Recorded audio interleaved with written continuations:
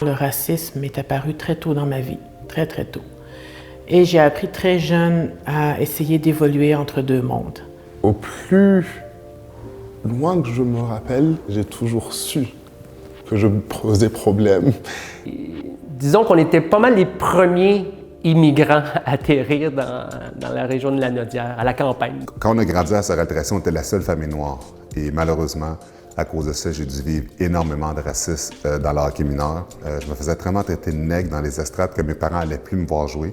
Puis en même temps, ils ont dit, si on voit que ça t'affecte, on t'enlève du hockey. Donc ce que je faisais le soir, je pleurais en silence dans mon oreiller parce que si mes parents me voyaient, ils m'auraient enlevé du hockey. Je pense que c'est un quotidien, mais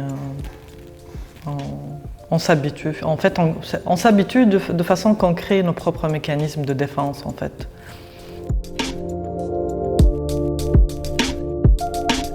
Être dans un pays et dans une classe, dans une école où il y a genre 2-3 noirs, tu sais que t'es différent, même si t'as 2 ans. Tout le monde te regarde différemment, tu ressembles pas aux autres, on te pose des questions, tes parents ressemblent pas aux autres parents. Honnêtement, il n'y en avait pas de modèle pour notre culture à nous, au niveau asiatique. Souvent, les familles noires ne pensent pas à première vue de mettre leur enfant dans le hockey. Donc, c'est pour ça que, tu sais, quand tu regardes tout ça, puis en plus, il y a des histoires dans le hockey mineur que tu entends avec des minorités qui ont souffert de racisme. Quand ils entendent ça, ils se disent « Ah, j'aime mieux mettre mon jeune dans des sports qui va avoir beaucoup plus de minorités qu'un sport qui est déjà considéré comme un sport de blanc. » Donc, c'est pour ça qu'il n'y en a pas beaucoup. Ma première journée au secondaire, je vais toujours m'en souvenir, je n'étais plus le seul immigrant, je n'étais plus le seul qui était différent.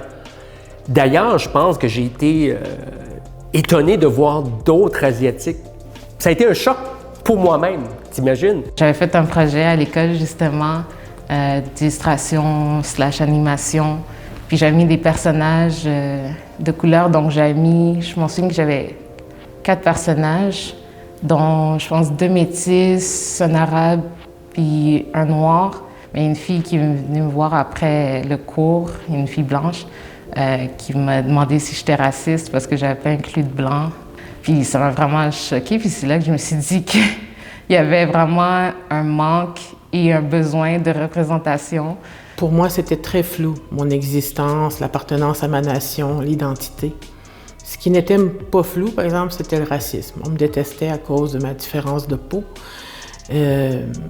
à cause de ma situation d'adoptée. Donc, j'ai vécu autant du racisme d'un bord que de l'autre.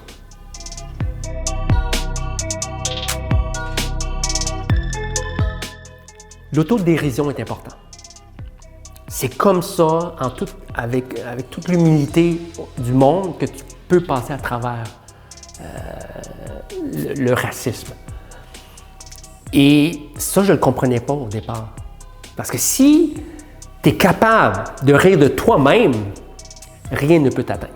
C'est clair que rentrer dans le voguing et dans le walking, c'était avant tout me retrouver, puis me sentir représenté et être revendicatif de qui j'étais. Quand même, j'ai une certaine sensibilité par rapport à la justice sociale de façon générale et j'ai été toujours active, que ce soit ici ou ailleurs. Mais par contre, par rapport à la question du racisme, je pense que ce n'était pas vraiment un choix. Je pense que j'ai pas le luxe de choisir finalement ma lutte, mais c'est la lutte qui m'a choisi.